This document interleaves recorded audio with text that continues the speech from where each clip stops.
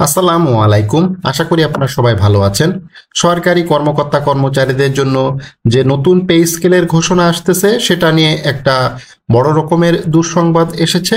সেটা হচ্ছে পেছাচ্ছে নতুন পে স্কেলের ঘোষণা এবং সরকারি চাকরিজীবীদের জন্য পে স্কেল নিয়ে নতুন তথ্য কি, তো সেই তথ্য সেটা নিয়ে আমরা বিস্তারিত এই ভিডিওতে আলোচনা করব। পে কমিশনের প্রতিবেদন নিয়ে বেতন কাঠামো চূড়ান্ত করবে অন্তর্বর্তীকালীন সরকার, বাস্তবায়ন করবে নির্বাচিতরা কারা? অর্থাৎ এই যে 2026 সালে ফেব্রুয়ারি মাসে যে জাতীয় নির্বাচন অনুষ্ঠিত হবে, সেই নির্বাচনে যারা নির্বাচিত হবে তারা মূলত এই পে স্কেল ঘোষণা করবে, অর্থাৎ পে স্কেলের পূর্ণাঙ্গ বাস্তবায়ন তারাই করবে, এটা বলে দিয়েছে। এমন পরিকল্পনা অর্থ বিভাগের বর্তমানে রয়েছে 20টি গ্রেড, নতুন কাঠামোতে কম বেশি হতে পারে, অতীতের মতো বেতন বৈষম্য যাতে না হয় সেদিকে নজর রাখবে। সবকিছুই ঠিক আছে, বাট এই সরকার ঘোষণাটা আসলে দিতে চাচ্ছে না বা দিতে পারবে না, সেটাই মূলত এখানে বলা হয়েছে এই প্রতিবেদনে। রাজনৈতিক, আর্থিক ও সামাজিক সংকটের আমলে নিয়ে সরকারি কর্মচারীদের নতুন বেতন কাঠামোর জন্য বেতন কমিশন গঠন করা হলেও তা ঘোষণা বিলম্বিত হতে পারে। আগামী বছরের ফেব্রুয়ারিতে জাতীয় নির্বাচনের আয়োজনে জোর প্রস্তুতি চালাচ্ছে অন্তর্বর্তীকালীন সরকার। এজন্য আর্থিক সংকট বিবেচনা নিয়ে নির্বাচনের আগে নতুন বেতন কাঠামো ঘোষণার সম্ভাবনা নেই। এটা এক ধরনের স্পষ্ট কথা যে নতুন করে বেতন কাঠামোর ঘোষণার সম্ভাবনা বর্তমান সরকারের নেই। সরকার এটা আগেই স্পষ্ট করেছিল। তবে পে কমিশনের প্রতিবেদন জমা দিলে সে অনুযায়ী বেতন কাঠামোর সুপারিশনামা চূড়ান্ত করবে সরকার। ভোটের পরে নতুন সরকার ক্ষমতায় এসে তা বাস্তবায়ন করবে। অবশ্য এই নতুন বেতন কাঠামো ঘোষণা বাস্তবায়ন হওয়ার আগ পর্যন্ত সরকারি চাকুরিরা নিয়ম অনুযায়ী মহার্ঘ ভাতা প্রাপ্য হবেন। একটা সুখবর এখানে বলা যায় যে আবার এই মহার্ঘ ভাতার বিষয়ে সরকার কিছুটা উদ্যোগী হয়েছে। এখানে বলে দিয়েছে যে নতুন বেতন কাঠামো ঘোষণা বাস্তবায়নের আগ পর্যন্ত সরকারি যে চাকুরির যে নিয়ম আছে সেই নিয়ম অনুযায়ী মহার্ঘ ভাতা প্রাপ্য হবেন। অর্থাৎ এইটা ঘোষণা হওয়ার পরপরই যতদিন মূলত দেরি হবে ততদিন পর্যন্ত একটা মহার্ঘ ভাতা এই সরকার চালু করে দিয়ে যেতে পারে। এটা খুবই একটা ভালো সংবাদ বলে মনে হচ্ছে। বাট বেতন কমিশনের যে যে প্রস্তাব বা নতুন পে কমিশন ঘোষণা সেইটা হয়তো অন্তর্বর্তীকালীন সরকার নাও করতে পারে, তারা এটা স্পষ্ট করে বলে দিয়েছে। এমন পরিকল্পনা নিয়ে অগ্রসর হচ্ছে সরকারের অর্থ বিভাগ। ইতিমধ্যে সরকারি চাকরিজীবীদের জন্য নতুন পে স্কেল ঘোষণার জন্য একটি পে কমিশন গঠন করা হয়েছে। গত মাসের 14 তারিখের সেই কমিশনের প্রথম সভা অনুষ্ঠিত হয়েছে। কর্মপরিধি অনুযায়ী আগামী 6 মাসের মধ্যে সরকারের নিকট একটি প্রতিবেদন দাখিল করবে কমিশন। সেই প্রতিবেদন অনুযায়ী নতুন একটি বেতন কাঠামো ঘোষণা করা হবে। কিন্তু কমিটি প্রথম সভার গুরুত্বপূর্ণ ইস্যু হিসাবে বিবেচনা হয়েছে দেশের বর্তমান রাজনৈতিক, অর্থনৈতিক, অর্থসামাজিক অবস্থা। এই অবস্থায় সরকারি চাকুরিদের জন্য নতুন বেতন কাঠামো ঘোষণা কতটা উপযোগী তা নিয়েও আলোচনা হয়েছে। বর্তমানে বেতন কাঠামোতে 20টি গ্রেড রয়েছে। নতুন বেতন কাঠামোতে এই সংখ্যা কম বেশি হতে পারে, এটা কমতেও পারে, বাড়তেও পারে। আপনারা জানেন বিভিন্ন কর্মচারী যে সংগঠন আছে তারা অলরেডি 12টি গ্রেডের কথা বলতেছে, প্রস্তাব করা হয়েছে। বাট এইটা কমতেও পারে, বাড়তেও পারে, বা 20টা গ্রেডও থাকতে পারে। আসলে কি হবে এখনো চূড়ান্তভাবে কিছু বলা যাচ্ছে না। এছাড়া অতীতের মতো বেতন বৈষম্যের কারণে কর্মচারীদের মধ্যে কোনো রকম অসন্তোষের সৃষ্টি না হয় সেদিকে কমিশন নজর রাখবে বলে জানা গেছে। প্রথম সভার তারিখ হতে সময় গণনা করে পরবর্তী 6 মাসের মধ্যে সুপারিশ জমা দেবে কমিশন। গত মাসের 14 তারিখের প্রথম সভা অনুষ্ঠিত হয়।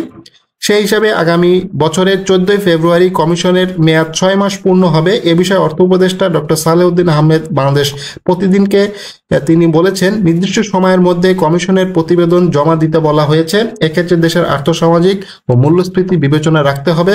আমাদের পরিকল্পনা হলো সময়োপযোগী একটি বেতন কাঠামো ঘোষণা করা। তবে ফেব্রুয়ারি নির্বাচন অনুষ্ঠানের প্রস্তুতিও চলতেছে, আমরা সময় পেলে ঘোষণা করে যাব, আর সেটা নতুন সরকার এসে বাস্তবায়ন করবে। তারা যদি সময় পায় সেক্ষেত্রে তারা এটা ঘোষণা করবে আর বাস্তবায়ন করবে নতুন যে নির্বাচিত সরকার আসবে সেটা।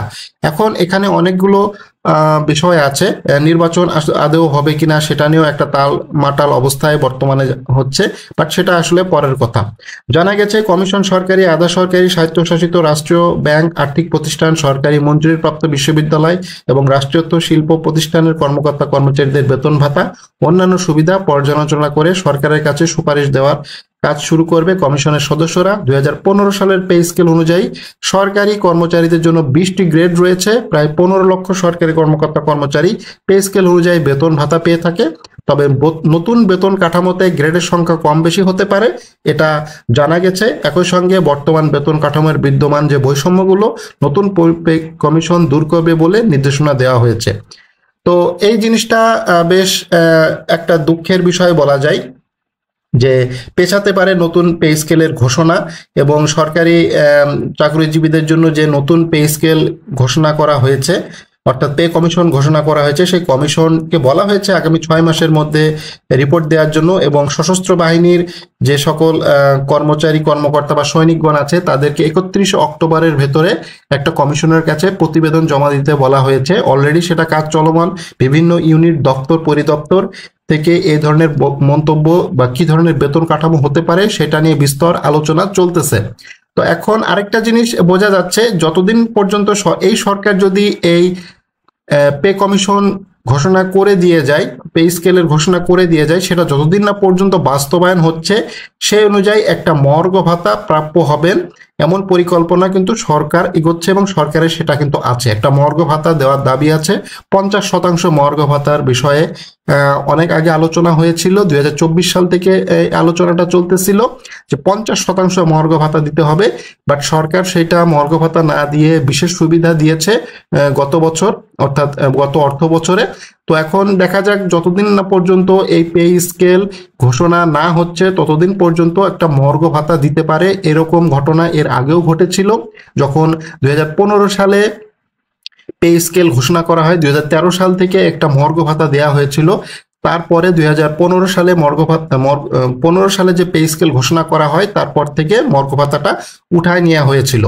তো এরকম একটা পরিকল্পনা হয়তো সরকারের আছে। এটা সুন্দরভাবে একটা পরিকল্পনা করে কতটা গ্রেড হবে, কি ধরনের বেতন হবে, কার কত স্কেল হবে, বেসিক হবে, ভাতা নির্ধারণ হবে, সেটা সবকিছু সুন্দর করে একটা খসড়া করে সরকার ঘোষণা করে দিয়ে যাবে নির্বাচিত সরকারের কাছে। তো তারপরে যতদিন না পর্যন্ত এটা বাস্তবায়ন হচ্ছে নবম পে কমিশন পে স্কেল, ততদিন পর্যন্ত একটা মর্গ ভাতা চালু করে দিয়ে যেতে পারে বর্তমান সরকার। এই নবম পে স্কেল চালু হওয়ার আগ পর্যন্ত একটা মর্গ ভাতা যদি দেওয়া হয়, সেটা সর্বনিম্ন হলেও 50% মর্গ ভাতা দিতে হবে প্রত্যেকটা কর্মচারীর জন্য। 50% মর্গ ভাতার দাবি থাকবে। এই 50% মর্গ ভাতা হলে সবাই যাতে এই মর্গ ভাতাটা পেয়ে থাকে সেই ব্যবস্থা তো অবশ্যই রাখতে হবে। এবং বিভিন্ন কর্মচারী সংগঠন হয়তো এই ধরনের তথ্য অলরেডি পেয়ে গিয়েছেন।